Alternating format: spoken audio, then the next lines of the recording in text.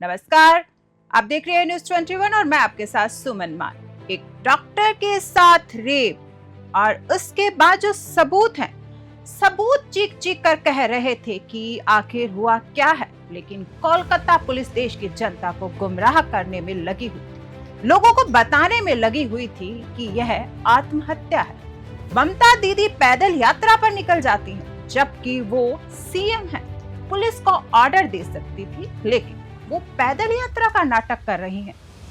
Rape जैसे मुद्दे पर राजनीति होना हमारे देश का सबसे बड़ा दुर्भाग्य है। ममता दीदी, आप तो खुद एक औरत हैं। घर बैठे पुलिस को कंट्रोल कीजिए, उनको हिदायत दीजिए। आपको सड़कों पर उतरना पड़ रहा है तो सोचिए देश की जनता का क्या होगा।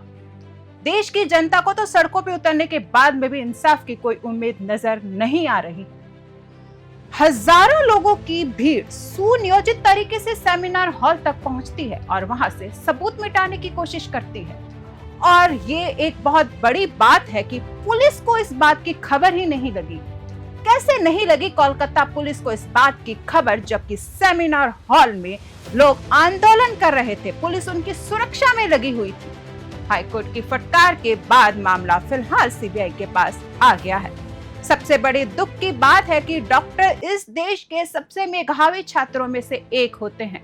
माँ बाप का सपना होता है हमारे बच्चे पढ़ लिख कर डॉक्टर बने, और आज वही डॉक्टर देश की सड़कों पर घूम रहे हैं, देश की सड़कों पर आंदोलन कर रहे हैं। वो सुरक्षा चाहते हैं। आज पूरा देश जानना चाहता है ये रेप और मर्डर का मामला है या गैंग रेप का मामला है।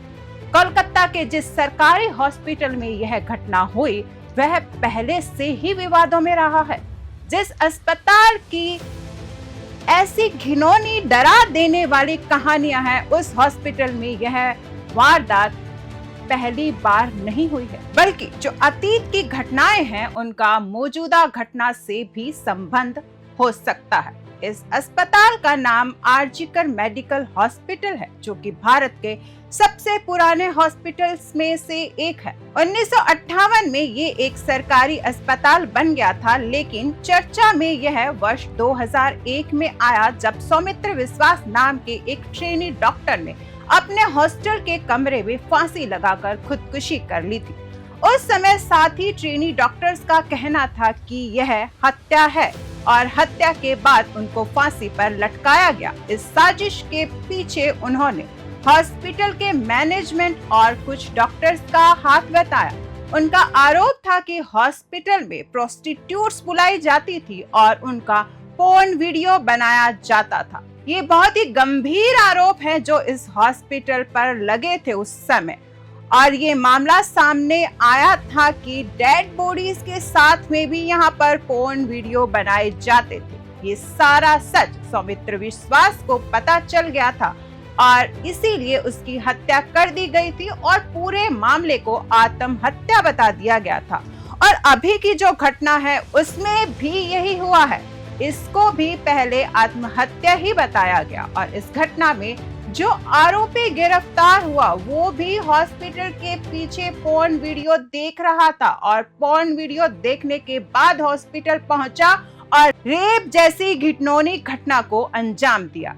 इसके बाद इसी हॉस्पिटल में 2003 के अंदर एक हाउस स्टाफ ने आत्महत्या कर ली और इसके बाद 2016 में एक डॉक्टर की सड़ी हुई लाश हॉस्पिटल में मिली थी। पिछले साल एक इंटर्न डॉक्टर की भी संदिग्ध परिस्थितियों में इसी हॉस्पिटल में मौत हो गई थी। इन सभी मामलों में डॉक्टर्स द्वारा कई आरोप लगाए गए, लेकिन बड़ी बात ये है कि इनमें से किसी भी आरोप की कभी कोई पुष्टि नहीं हुई। इससे पता चलता है कि इस हॉस्पिटल में जो घटनाएं होती हैं, जो आरोप लगते हैं, वो एक पहेली बनकर रह जाते हैं। सीबीआई को भी इस मैटर में जांच तब मिली जब क्राइम सीन कुछ दिनों तक कोलकाता पुलिस के पास रहा। अब सीबीआई की परीक्षा है कि वो इस केस को कैसे सुलझाती है।